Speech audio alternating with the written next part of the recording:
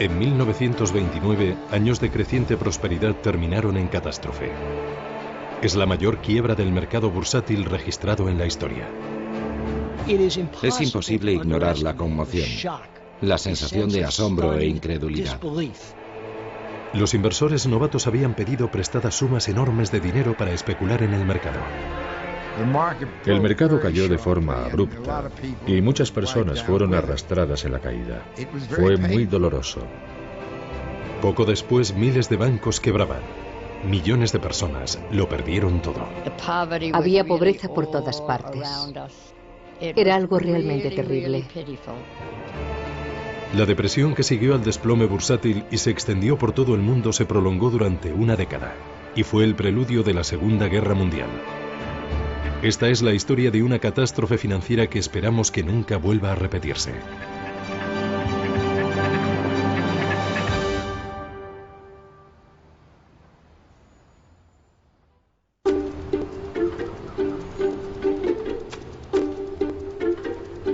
Miércoles 23 de octubre de 1929. Sin previo aviso, el precio de las acciones se derrumba en la bolsa de Nueva York.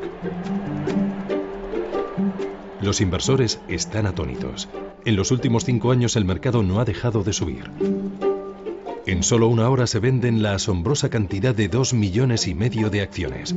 Al día siguiente continúa la caída en picado. El 24 de octubre, a medida que la gente llegaba a la bolsa, crecía la sensación de que tal vez algo hubiera cambiado. De repente no había compradores. Los inversores querían vender, pero no había compradores para sus acciones. Y los precios empezaron a caer. $2, $4, $10 por acción. Era terrorífico. Aquella mañana el mercado bursátil cayó rápida y abruptamente. De repente las acciones empezaron a bajar 10, 20 o 30 puntos de golpe. No es necesario decir que se oyeron muchos gritos y exclamaciones en el parqué de la bolsa de Nueva York. La gente estaba sorprendida por lo que estaba pasando y aterrada. Miles de personas empezaron a congregarse delante de la sede de la bolsa. 10.000 personas ocupando la calle desde Broadway hasta el East River. La gente que quería saber qué estaba pasando iba allí. Una enorme muchedumbre se agolpaba en torno al edificio, alrededor de las estatuas y escaleras, esperando conseguir alguna noticia de las personas que salían de la bolsa. Podían oír las voces, los gritos de los agentes comprando y vendiendo, pero no sabían lo que estaba pasando. Por eso se congregaron y esperaron allí hasta averiguarlo. Pocos entre los millares que formaban esa muchedumbre eran conscientes de las dimensiones del desastre que estaba a punto de suceder. Tampoco podían imaginar que durante los siguientes 5 días, una catástrofe financiera iba a llevarse por delante los cimientos de la prosperidad del país.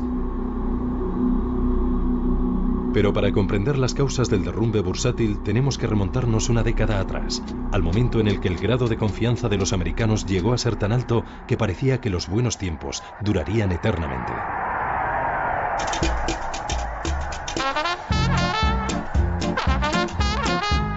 En 1919 Estados Unidos salía victorioso de la Primera Guerra Mundial. El optimismo se respiraba en el aire. Gran Bretaña y sus aliados europeos estaban agotados financieramente a causa de la guerra. Pero la economía de Estados Unidos prosperaba y el mundo bailaba al son de la melodía americana. Las incertidumbres quedaron atrás. Se tenían al parecer pocas dudas acerca de lo que venía. América iba a comenzar la juerga más grande y alegre de la historia, y había mucho que contar al respecto.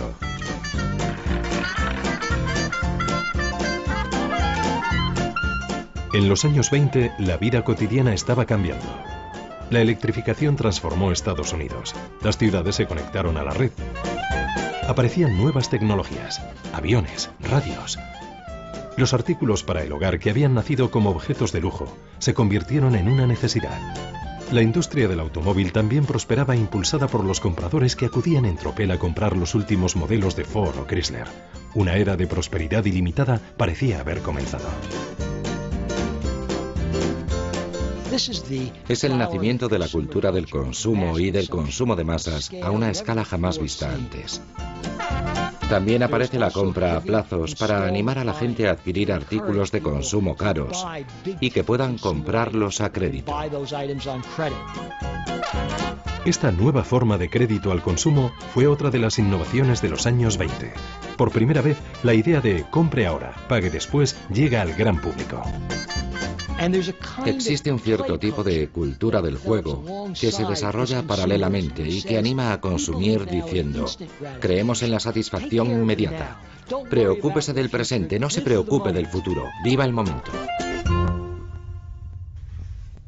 Era una ideología completamente nueva para una nueva era económica que se basaba en el derecho a ser ricos tan solo por haber nacido en Estados Unidos.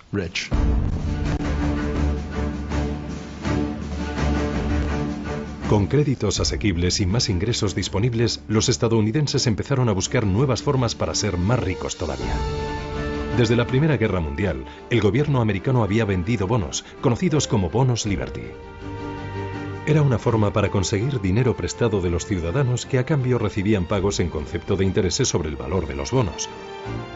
Famosos como Charlie Chaplin y Douglas Fairbanks fueron reclutados para promocionarlos en grandes concentraciones. Los bonos Liberty consiguieron que muchos se convirtieran en inversores en valores por primera vez. Por primera vez en su vida recibían pagos cada 6 meses en concepto de intereses. Con los valores podían comerciar en los mercados y cada día veían en la prensa cuál era el precio de sus bonos. Los bonos Liberty crearon una cultura de la inversión. La mayoría de la gente nunca había comprado valores antes y la gente corriente se acostumbró así a comprar acciones.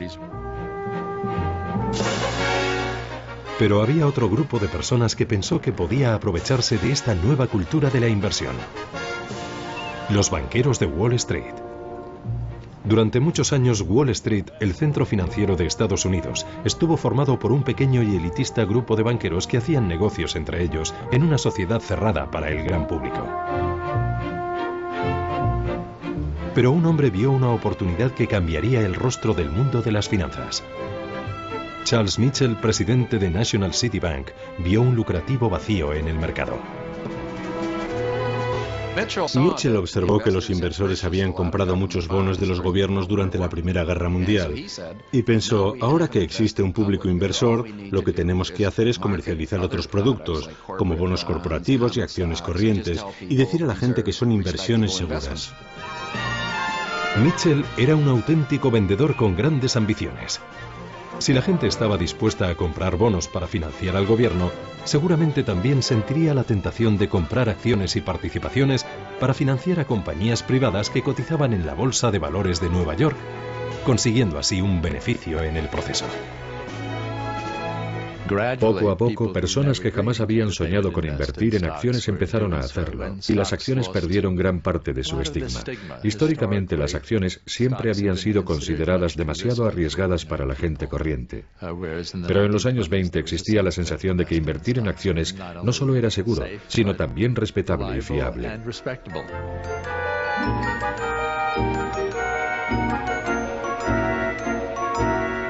La idea tuvo éxito.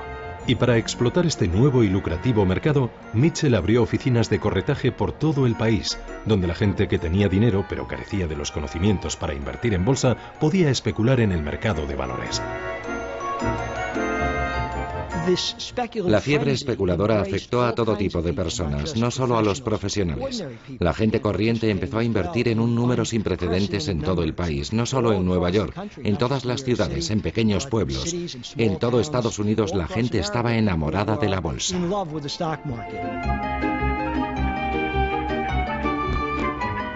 Esto fue posible gracias a la tecnología. La última cotización de las acciones de Wall Street podía ser impresa pocos minutos después en cualquier lugar de Estados Unidos gracias a los receptores telegráficos. Había receptores en clubes nocturnos, en estaciones de ferrocarril, en salones de belleza, en barcos transatlánticos. El mercado se convirtió en una parte omnipresente de la cultura americana del juego en los años 20. Como, duermo, sueño y hablo de acciones. La única forma que conozco de hacer dinero. Es apasionante, me encanta. $17.000 de beneficio con tan solo $3.500 de capital. No está mal. Hubo una especulación salvaje con toda clase de valores, en especial con las compañías cinematográficas, aeronáuticas y automovilísticas. Uno de los valores calientes de los años 20 fue Radio Corporation of America, algo parecido a lo que hoy es Google. Era lo último en tecnología. Pensaron que era posible poner radio a los coches, imagínese. El público inversor americano empezó a relacionar los productos que usaba fabricados por compañías americanas con la idea de puedo comprar acciones de la compañía que fabrica el producto que me gusta.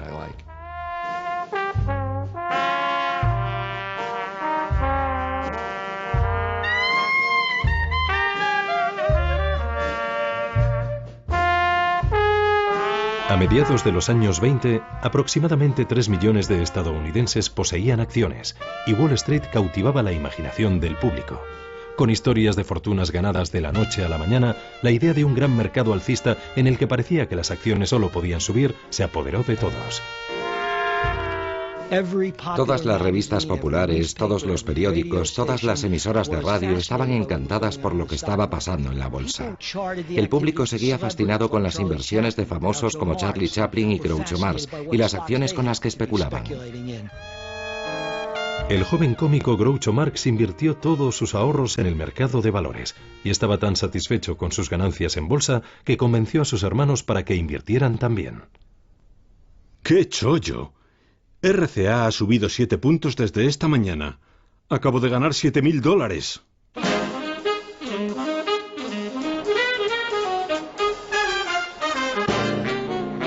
Pero los famosos no fueron los únicos especuladores. Los grandes especuladores de Wall Street se habían convertido en celebridades. Se los consideraba creativos, emprendedores y los creadores de la riqueza de los Estados Unidos. Joseph Kennedy, padre del futuro presidente Kennedy, fue una de esas astutas estrellas de las finanzas de la nueva generación. El público estaba fascinado porque algunos de esos hombres, como Joseph Kennedy, habían salido de la nada, y su rápida ascensión en el mercado era una especie de confirmación para la gente corriente de que tal vez podrían ser uno de ellos algún día. Circulaban historias de que cualquiera, desde botones a barberos, podía ganar dinero fácil en la bolsa. Un limpiabotas de Wall Street, Pat Bologna, fue uno de los que cayeron bajo el influjo de esas historias de mendigo a millonario. Todo el mundo iba a ganar una fortuna. Si vivías en Nueva York, el mercado de valores era el rey. Mi padre tenía probablemente 17 o 18 años. Todos los días lustraba los zapatos de los hombres más importantes de Estados Unidos, hombres como Joseph Kennedy, ejecutivos como Mitchell. Él hablaba con ellos y de alguna manera se convirtió en experto en temas como la Reserva Federal y cosas en las que jamás imaginarías que un limpiabotas pudiera ser experto.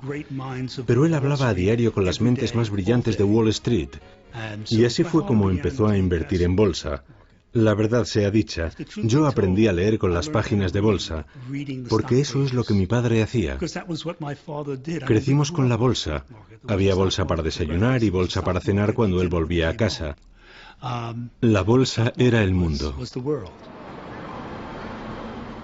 Yo empecé en 1928, porque como muchos jóvenes, quería estar en el sitio en el que todo el mundo estaba ganando mucho dinero. Mi primer trabajo fue de chico de los recados en el parqué de la Bolsa de Valores. Solo tardé una semana o dos en darme cuenta de que la mayor parte del tiempo la gente es codiciosa.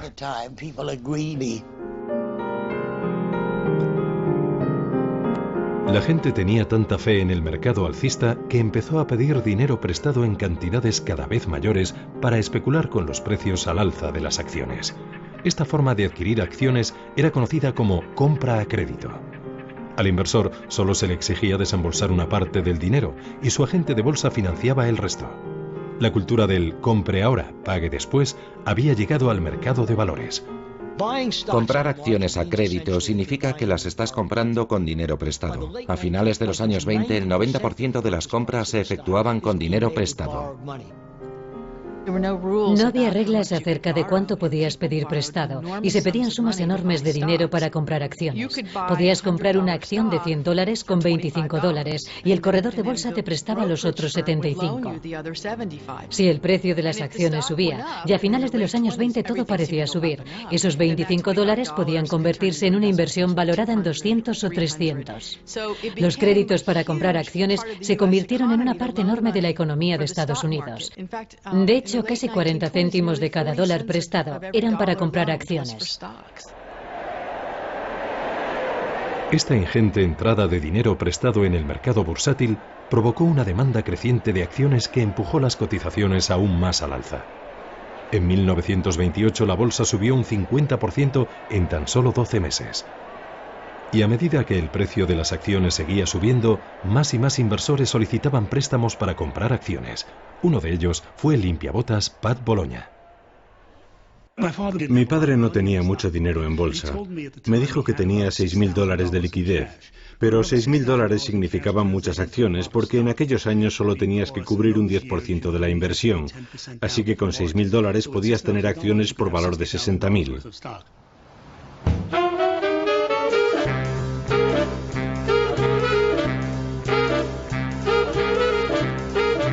Wall Street estaba hambriento de nuevos clientes.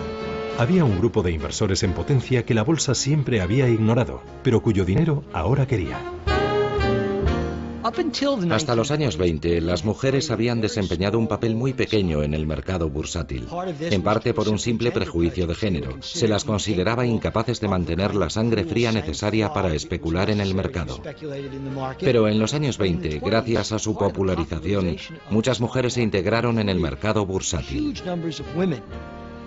Los años 20 fueron sin duda un gran momento para las mujeres. Empezaron a ser independientes y a tener su propio dinero. Además, el número de mujeres universitarias aumentó notablemente y al mismo tiempo se sintieron interesadas por el mercado de valores. Para ellas era una forma de tener recursos propios. Una de esas inversoras fue Alice Osten, una neoyorquina pionera de la fotografía. Vivía en Staten Island, justo en la otra orilla, enfrente de Wall Street. Se mudó a esta casa cuando solo tenía un par de meses. Era inteligente y muy aventurera. Cuando cumplió 11 años, le regalaron una cámara que entonces era una nueva invención de la época. Inmediatamente se puso a trabajar. A lo largo del tiempo tendría 8.000 negativos fotográficos de cristal, convirtiéndose en uno de los primeros y más prolíficos fotógrafos americanos. El abuelo de Alice le dejó una herencia que le permitió llevar una vida cómoda. Pero a comienzos de los años 20 empezó a menguar y se sintió tentada por la promesa de dinero fácil y rápido de Wall Street. Cuando Alice Osten descubre que se está quedando sin dinero, se pregunta qué puede hacer. Sus amigos le aconsejan que sea prudente y reduzca sus gastos. Tal vez no viajando a Europa o no comprándose un coche. Pero Alice conoce a un corredor de bolsa que le aconseja: no, compra acciones y hazte rica rápido. Además, puedes pedir un préstamo para comprar más acciones, comprarlas a crédito. Y Alice Osten pensó: vaya, me parece una buena idea.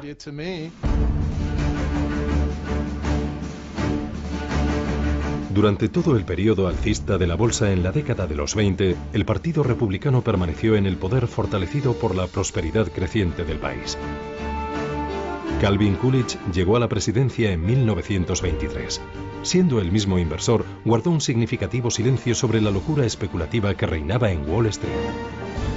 Calvin Coolidge ejemplifica el temerario e irresponsable laissez-faire, el libre mercado de los años 20. Es famoso por su frase: el negocio de América es el negocio. Fue un periodo de gran prosperidad. El negocio era hacer dinero. Creo que los políticos pensaban: bueno, todo va bien, la economía crece, el mercado se ocupa de todo bastante bien y el trabajo del gobierno es quitarse de en medio.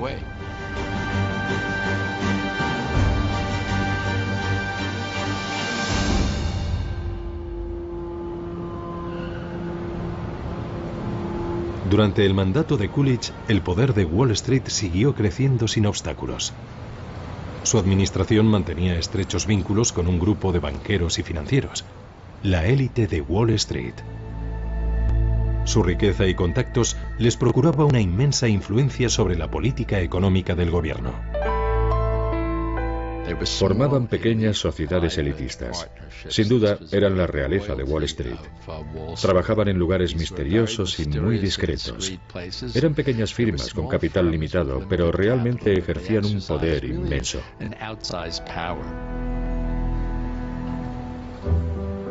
La más prestigiosa entre estas firmas elitistas era el banco JP Morgan. Estratégicamente situado justo enfrente de la bolsa de valores, desempeñaría un papel crucial en los acontecimientos que estaban por llegar. Como socio mayoritario de JP Morgan, Thomas Lamont era el hombre más poderoso de Wall Street.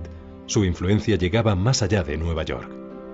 Lamont y los otros socios de JP Morgan se entrevistaron frecuentemente con los sucesivos presidentes.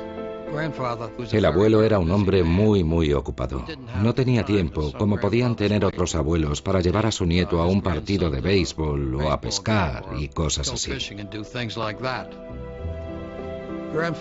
El estilo de vida del abuelo era muy elegante, de eso no hay duda.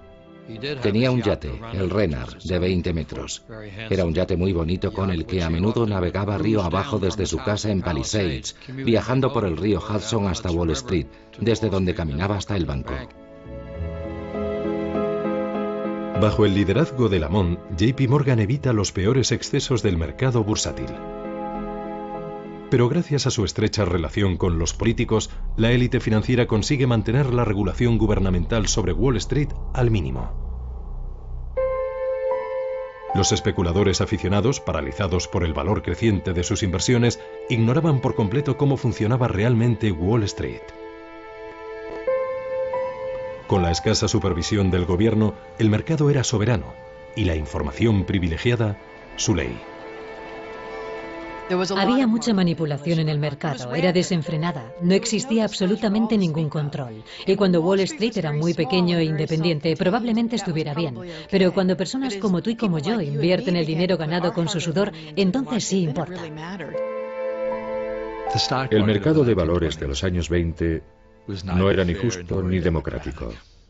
Era un gran casino manipulado por especuladores profesionales.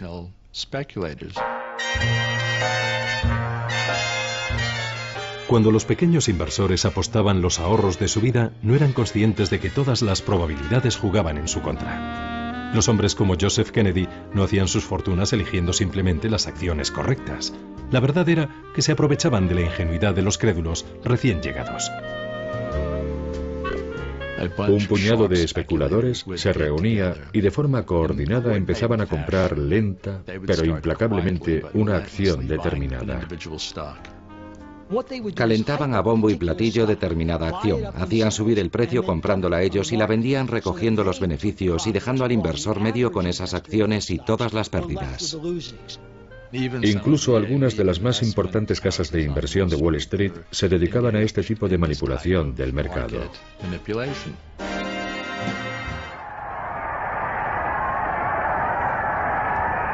En marzo de 1929 es investido un nuevo presidente republicano, Herbert Hoover. En su discurso tranquiliza a los estadounidenses. Hemos alcanzado el mayor grado de bienestar y de seguridad que ha existido nunca en la historia del mundo. Pero entre bastidores no estaba tan tranquilo.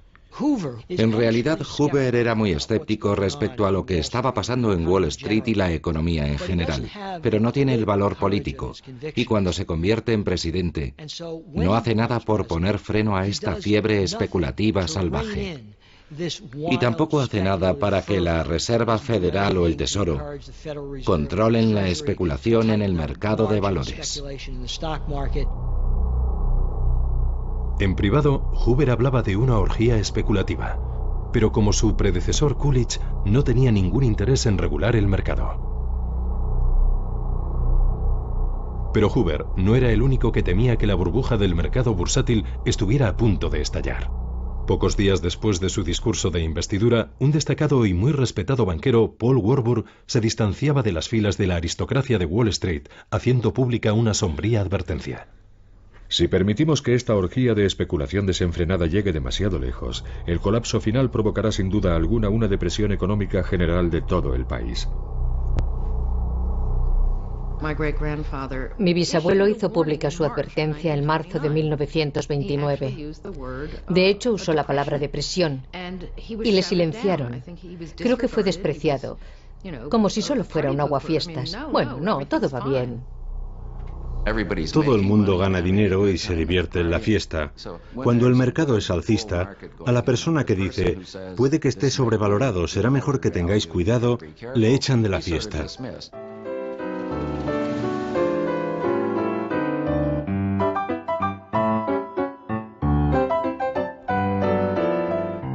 La predicción de Warburg cayó en saco roto, y entre mayo y septiembre de 1929, 60 nuevas compañías fueron presentadas en la Bolsa de Valores de Nueva York, añadiendo más de 100 millones de acciones al mercado, alimentando la burbuja bursátil.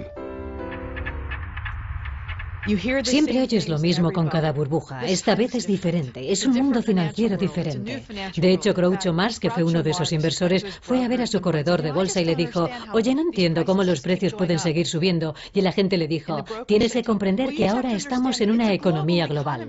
Eso en 1928 o 29. Creo que he oído eso unas cuantas veces desde entonces. Algunos especuladores profesionales sentían que el mercado estaba demasiado caliente. Los más astutos se salieron durante el verano.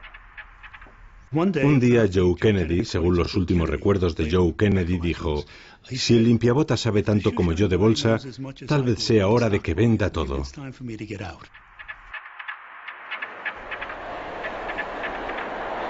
En septiembre, el mercado era cada vez más volátil. A puerta cerrada, el presidente Hoover reconocía su creciente preocupación. Herbert Hoover siguió consultando a sus amigos de Wall Street, preguntándoles si debía preocuparse, y recibió un informe de Thomas Lamont, el principal accionista de J.P. Morgan & Company.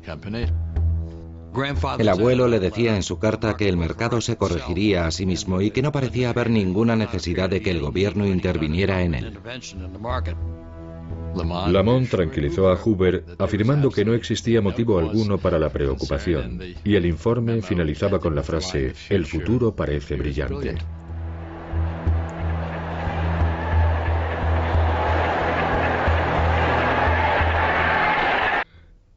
Cinco días después, la bolsa de valores se hundía.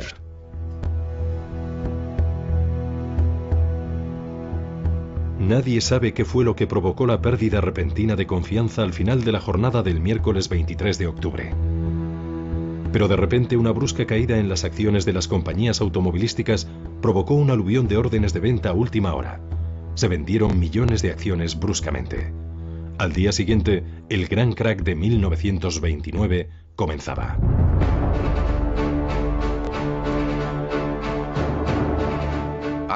El 24 de octubre de 1929, el Jueves Negro, es considerado el comienzo del crack.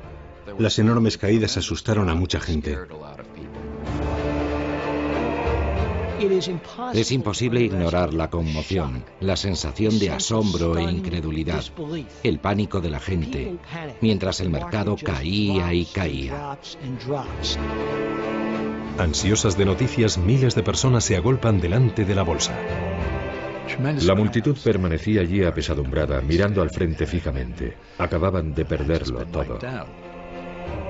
Las autoridades locales se alarmaron tanto por lo que estaba pasando que enviaron a 400 policías temiendo que se produjera una invasión de la bolsa al estilo de la toma de la Bastilla. Cuentan que había un extraño murmullo en el aire. Una especie de extraño e inquietante sonido, probablemente resultado de las voces de todas esas personas compartiendo su preocupación. La reacción popular fue, esto no puede estar pasando.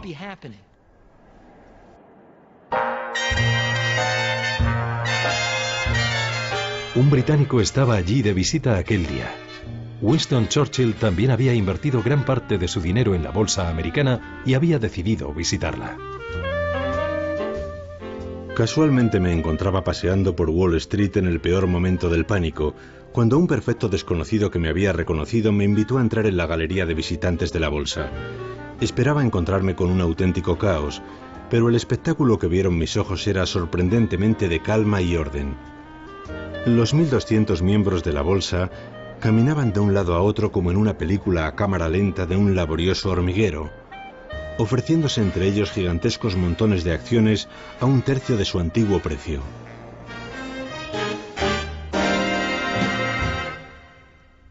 Churchill perdería una fortuna en el crack de aquel día. Fuera, la multitud seguía esperando noticias. Los rumores alimentaban el pánico creciente. Una vez que el desplome comienza, el verdadero problema es de confianza. Cuando se pierde toda la confianza en la economía, lo bueno y lo malo caen juntos.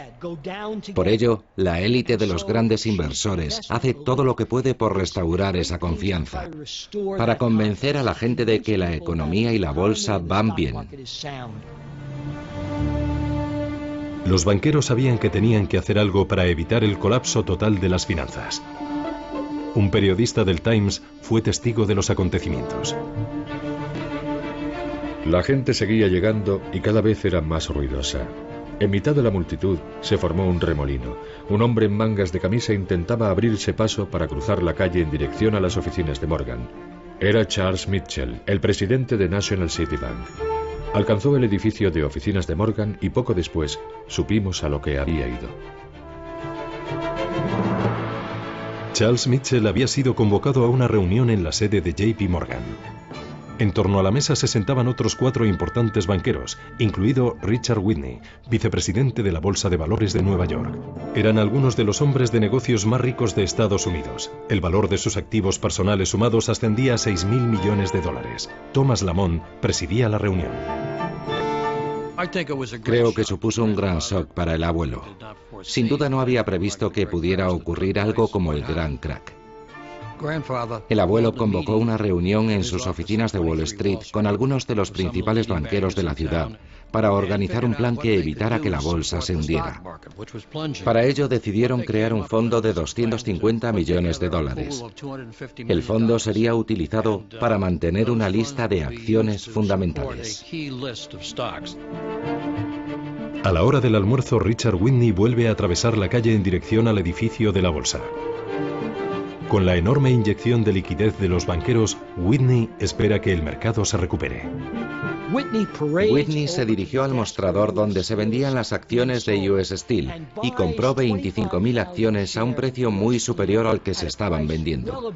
Y después se dirigió hasta los vendedores de otros grandes valores e hizo compras similares. La idea era restaurar la confianza de todos los inversores en el mercado. Otros grandes titanes de las finanzas de aquella época, incluido John D. Rockefeller, hicieron compras similares con la esperanza de que este acto simbólico invirtiera la tendencia. Y funcionó. Era tal el mágico poder del apellido Whitney y del apellido Morgan que súbitamente la bolsa se dio la vuelta y empezó a subir. La noticia de la reunión ya se había filtrado y los periodistas buscaban desesperadamente información. El abuelo recibió a un grupo de periodistas que se habían reunido en Wall Street delante de sus oficinas. Su estilo era siempre mantener la calma y no decir nunca nada que pudiera provocar, que pudiera minar la confianza del público en el mercado bursátil. El canoso señor Lamont nos recibió con una actitud tranquilizadora. Era como el hombre que sale al escenario de un teatro en llamas a pedir al público que mantenga la calma diciendo que no hay motivos para la alarma. Se han producido algunas ventas guiadas por el pánico en la bolsa y hemos mantenido una reunión para tratar la situación. Hemos llegado a la conclusión de que no hay firmas en dificultades y que los márgenes se mantienen satisfactoriamente. El abuelo y muchos otros sentían que lo peor había pasado, pero estaban muy equivocados.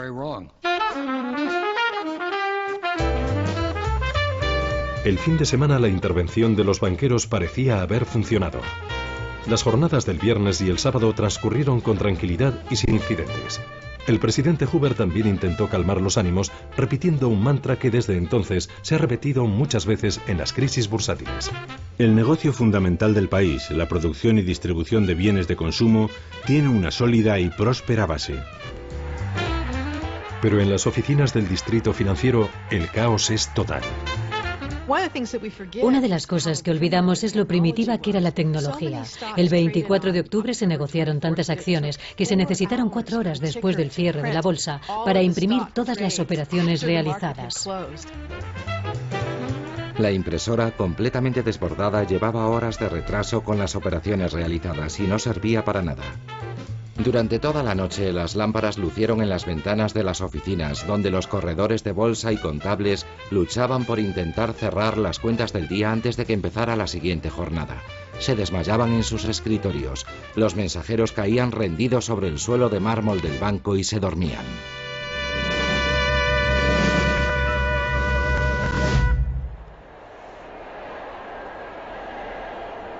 El lunes, agotadas las cintas de las impresoras, los aterrados inversores, desesperados por conocer los últimos precios de las acciones, colapsan las líneas telefónicas entre Nueva York y otras grandes ciudades. Por primera vez, muchos especuladores descubrían el lado negativo del crédito fácil y de la compra a crédito. Un porcentaje significativo de los inversores que compraban acciones en los años 20 lo hacían con dinero prestado. Y por supuesto, lo maravilloso de comprar acciones con dinero prestado es que las ganancias se aceleran y multiplican de una forma tremenda cuando el mercado es alcista. Pero cuando el mercado baja, el mecanismo funciona a la inversa y las pérdidas también se multiplican. Los inversores que solicitaron crédito para comprar acciones ahora tenían que aportar más avales y eso no había pasado mientras el mercado subía. Solo habían invertido $25 por una acción valorada en 100, pero ahora la acción había caído y la sociedad de corretaje bursátil que había hecho esos préstamos empezó a preocuparse de que no se pagaran. Quienes compraron acciones a crédito recibieron llamadas pidiéndoles más dinero o si no sus acciones serían vendidas. Su cuenta necesita $600. En caso de que no recibamos dicha cantidad antes de la 1 del mediodía del martes, todas las acciones de su cuenta serán vendidas. Considérese avisado a tal efecto. Y eso era algo muy complicado. Algunas personas no tenían liquidez que aportar o necesitaban tiempo para hacerlo, pero los corredores estaban tan nerviosos que no podían esperar. Y el lunes la bolsa comenzó a caer a una velocidad aún mayor de la que había caído el jueves. De hecho, se convertiría en una de las peores sesiones de la historia del mercado bursátil estadounidense.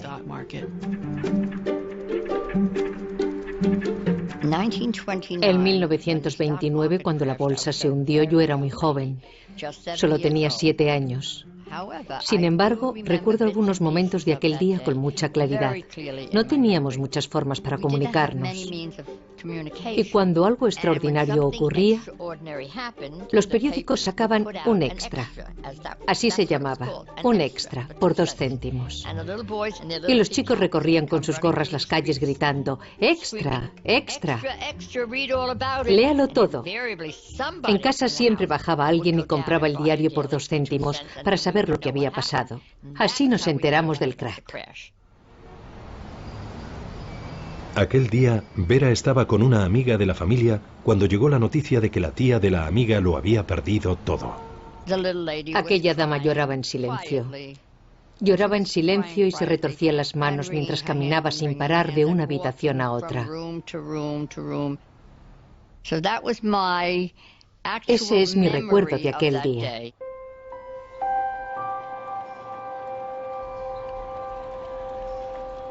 En la mañana del martes, algunos de los nombres más famosos entre las empresas nacionales ven cómo sus precios caen en picado. US Steel, Radio, General Motors, acciones que habían sido el símbolo de los años de prosperidad. El martes, las oleadas de órdenes de venta no dejaban de llegar. Esta vez, las ventas fueron tan fuertes e implacables que no hubo reunión a la hora del almuerzo en JP Morgan. Era evidente que el volumen de ventas hacía inútil cualquier esfuerzo de los banqueros por contener la avalancha. El martes por la tarde, todas las acciones del país valían un 20% menos de lo que costaban cuando abrió el mercado el lunes por la mañana.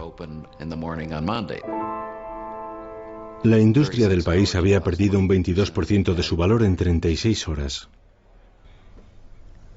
Hoover era el presidente.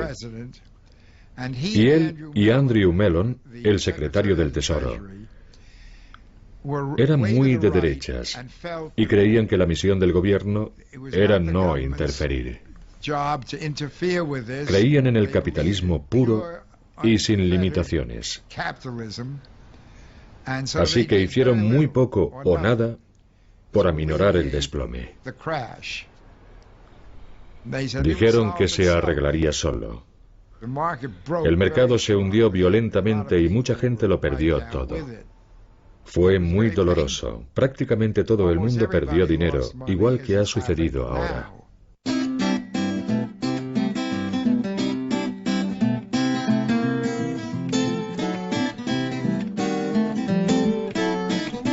Se calcula que al término de aquellas 5 sesiones de bolsa, 25.000 millones de dólares del patrimonio de los ciudadanos habían desaparecido sin más. La bolsa sigue cayendo sin parar. Hay órdenes de vender todo. Calculo que con suerte me quedarán unos $500. Un humilde final para un beneficio potencial hace apenas 4 meses de casi $100.000. Por lo menos, me repito a mí mismo, lo he perdido todo en el mayor momento de pánico de la historia.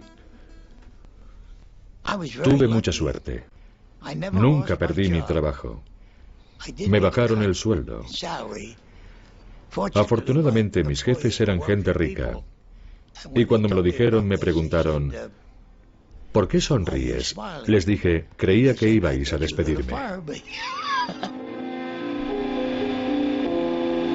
Aquellos que pudieron permitírselo, aceptaron las pérdidas con humor negro. Soy una de las ovejitas esquiladas por Wall Street. Cuando era una niña, un mecenas me dejó $1 millón para mi educación musical. Pero a mí me pareció que no podía vivir con las rentas de $1 millón. Así que pedí a todos mis amigos ricos consejos para invertir en bolsa. Ellos me los dieron y perdí mi $1 millón. Ahora lo único que me queda es mi abrigo de chinchilla. A partir de ahora mis manos no volverán a tocar la bolsa. Solo las teclas del piano. Pero si sois tan afortunados de tener $1 millón, conservadlo. Y no juguéis en bolsa. Otro artista que apostó y perdió fue Groucho Marx. Sus temerarias inversiones le costaron todo lo que había ganado. El destino de Alice Osten, la fotógrafa de Staten Island, fue como el de aquellos que se sintieron atraídos por la bolsa, ignorando los riesgos. Básicamente lo perdió todo. En el año 29 y en el 30 sus inversiones desaparecieron. Fue un auténtico shock para Alice Osten. Pienso que ella, como mucha gente, no se lo creía. No podía creérselo. Pensaba que el mercado se recuperaría, que lo único que tenía que hacer era esperar un poco. Y siguió viviendo como si fuera rica. Alice hipotecó su casa, pero no para pagar las facturas, sino porque una vez más quería hacer un lujoso viaje a Europa. Mi padre lo perdió todo. Lo había perdido todo, pero tenía 22 años, así que se lo tomó magnánimamente. Bueno, cuando tienes 22 años no es tan dramático. La gente que le rodeaba eran personas de 50 y 60 años que perdieron los ahorros de toda la vida y que estaban aterrorizadas. No todo el mundo pudo soportar las pérdidas. Aunque se ha exagerado el número de suicidios, a algunos les pareció la única salida. Todos hemos leído historias acerca de Wall Street, de personas que abrían las ventanas de sus despachos y saltaban. Ocurrió en realidad, no es una leyenda urbana, la gente se suicidaba. Personas que habían trabajado 30 y 40 años en Wall Street, que habían amasado fortunas y que en pocos días lo habían perdido todo. Siento no haber podido devolver los 2 libros antes, pero dada la situación actual en el distrito financiero, el trabajo me lo ha impedido. Ayer una mujer saltó desde el tejado de nuestro edificio, 44 pisos, justo delante de nuestra ventana. Vi su cuerpo tirado en la calle y la visión fue tan terrible que me sentí enfermar.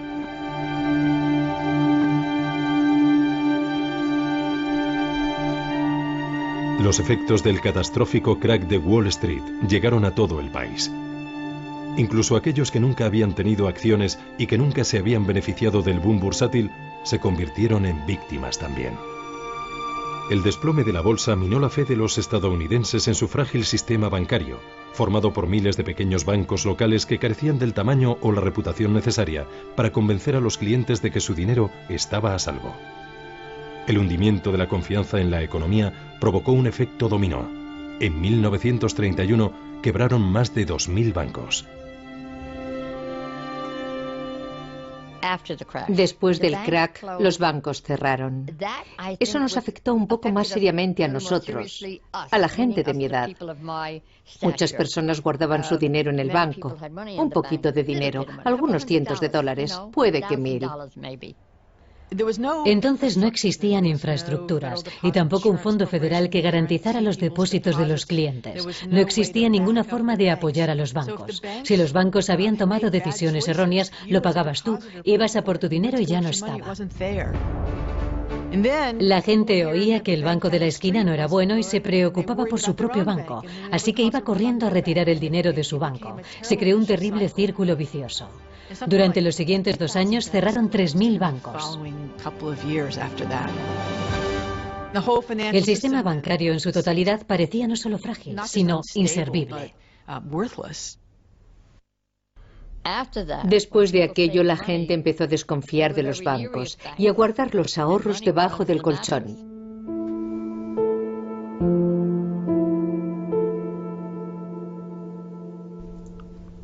El desplome bursátil de 1929 no creó la Gran Depresión, pero inició una secuencia de acontecimientos que finalmente habrían de culminar en la Gran Depresión.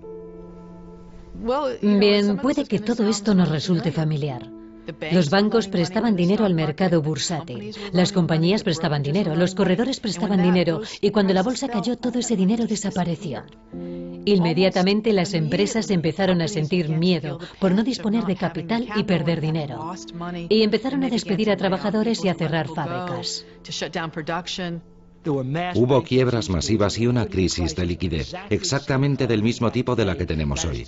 Es decir, los negocios no pueden obtener préstamos para mantenerse a flote. Aunque fueran negocios totalmente solventes, no podían conseguir los créditos comerciales a corto plazo necesarios para pagar a sus trabajadores, invertir en equipamiento y pagar a sus proveedores. Así que empezaron a quebrar y en el proceso de quiebra despedían a la gente y como consecuencia el consumo cayó. Y eso fue lo que provocó un daño traumático a toda la sociedad, tan traumático que solo es comparable a la guerra civil en la memoria de este país, como el momento más trágico de la historia de Estados Unidos. Mi padre tenía una modesta empresa de seguros. Una noche, durante la cena, dijo que tenía que despedir a un empleado. Y yo, caballerosamente, dije, bueno, seguro que encuentra otro trabajo, ¿verdad? Y mi padre me dijo, no, es un hombre mayor y poco capaz. No creo que pueda. Y en ese momento, mi padre se echó a llorar.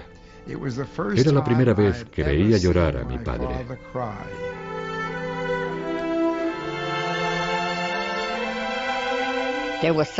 Nuestras vidas y las de todos aquellos que conocíamos cambiaron mucho después del crack. Los padres de muchas de mis amigas perdieron sus trabajos. Y como no podían pagar el alquiler, fueron desahuciados. Había pobreza por todas partes. Los hombres no tenían ropa, iban harapientos, andrajosos, se envolvían los pies con periódicos y cartones, como zapatos improvisados para caminar por la calle. Y cuando ibas a Central Park, te encontrabas con esa zona enorme, un lago abandonado que había sido drenado, y allí hacían pequeñas chozas con cajas de cartones para dormir y pasar la noche. Lo llamaban Hooverville, porque así se llamaba nuestro presidente en aquel momento. Y por supuesto, el desplome de la bolsa y toda aquella pobreza era, claro, culpa suya. Fue muy, muy doloroso.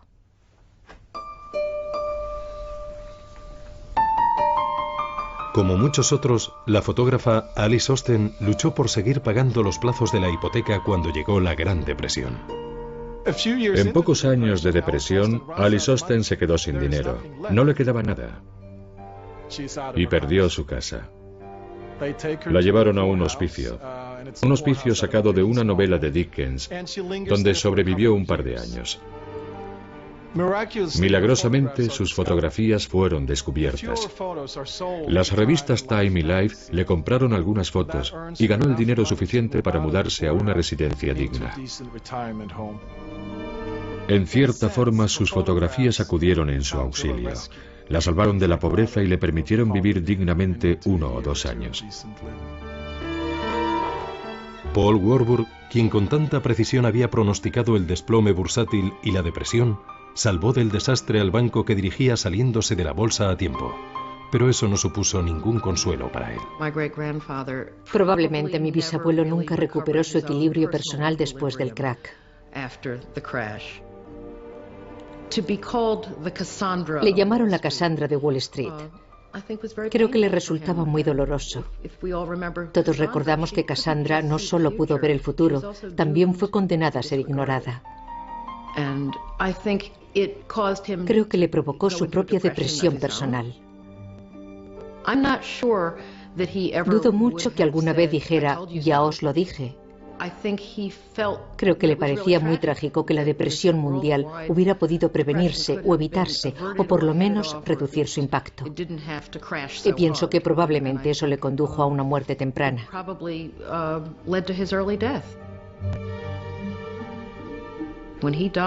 Murió el último año de la presidencia de Hoover, cuando no se veía el final.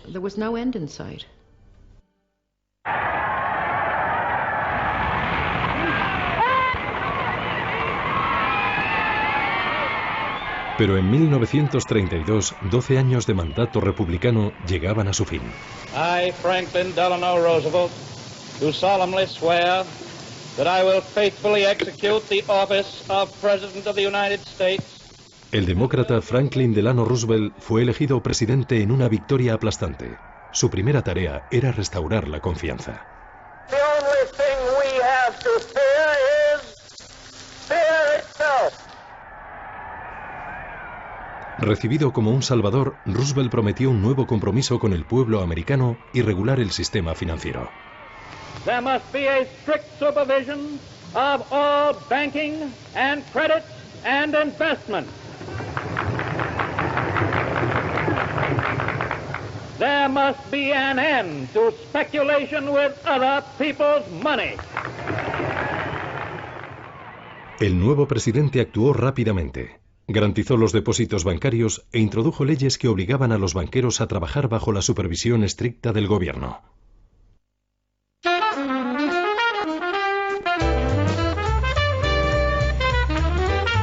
El Comité de Banca del Senado abrió una investigación. Duraría más de 3 años, y las 10.000 páginas de testimonios ennegrecieron la reputación de Wall Street. Ferdinand Pecora, el ambicioso abogado del comité, retó a la élite de los banqueros a que explicaran su conducta. Llamó a testificar a esos banqueros. ¿Y qué descubre? Descubre que Charlie Mitchell de National City Corp había vendido acciones a su mujer para evitar pagar impuestos. Richard Whitney, quien con tanta audacia compró acciones el Jueves Negro, perdió su dinero, pidió prestada a su hermano y como tampoco le salió bien, empezó a robar a sus clientes. Finalmente fue condenado a prisión. El banco más prestigioso de América, JP Morgan, estaba igualmente muy lejos de ser inocente. Las vistas descubrieron evidencias de una lista que ofrecía acciones preferentes a amigos influyentes, incluido un antiguo presidente. No solo había socios de Morgan y miembros de la familia Morgan, también importantes ejecutivos de empresa e incluso algunos políticos. Calvin Coolidge, por ejemplo, estaba en dicha lista de acciones preferentes. Fue una práctica que mucha gente consideró incorrecta. Ferdinand Pecora dijo una gran frase. Eran revelaciones escandalosas de la baja estofa de las altas esferas. Me encanta, porque podemos decir lo mismo hoy en día. En respuesta al escándalo público ante los negocios sucios de los banqueros, el presidente Roosevelt creó la SEC, la Comisión de Bolsa y Valores de Estados Unidos.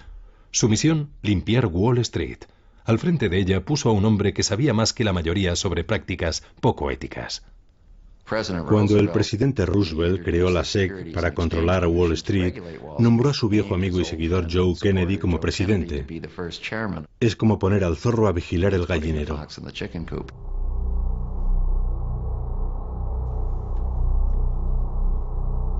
Aunque Roosevelt restauró la confianza en el sistema financiero, la Gran Depresión duraría hasta el estallido de la Segunda Guerra Mundial.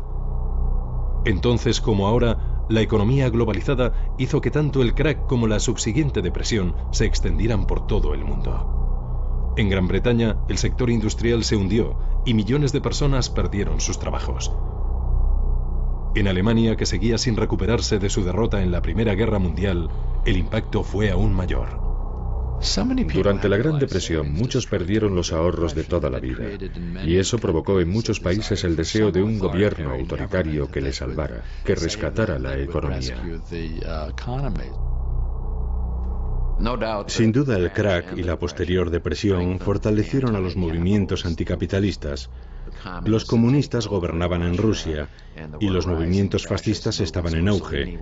Mussolini ya había llegado al poder en Italia y la base política de Hitler seguía creciendo en Alemania. El crack de Wall Street y la depresión en el libre mercado capitalista al estilo americano solo sirvió para fortalecer a aquellos que afirmaban que existía una fórmula mejor. Mientras el comunismo y el fascismo prosperaban, muchas naciones levantaron barreras impidiendo el libre comercio y cerrando sus fronteras en un intento por salvar sus economías. El nacionalismo económico condujo a las guerras comerciales y más tarde a la Guerra Mundial. 80 años después, aquellos que recuerdan la burbuja de los años 20 y el desplome bursátil posterior tienen la sensación de que ya han visto todo esto antes. Creo que no hemos aprendido nada de lo que pasó. He descubierto que el hombre tiene muy poca memoria. Siempre hace operaciones sin considerar los riesgos a la baja. Tenemos muchos créditos baratos, igual que en los años 20. Ahora existen créditos baratos y la gente ha especulado con la vivienda y la burbuja inmobiliaria ha estallado. El consumidor americano está de deudas hasta las cejas y no puede mantener esa deuda. La crisis de las hipotecas subprime es un síntoma evidente de eso. En los años 80 y 90 renació la fe en el libre mercado. Y cuando el optimismo volvió, muchas de las regulaciones introducidas por Roosevelt parecían pasadas de moda y fueron olvidadas lentamente. Una vez más, un mercado poco regulado permitió que la especulación creciera sin control. Ahora estamos cosechando los frutos de aquella liberalización y en ese sentido estamos en la misma situación que en 1929, cuando el gobierno cerró los ojos ante lo que pasaba en el mundo financiero.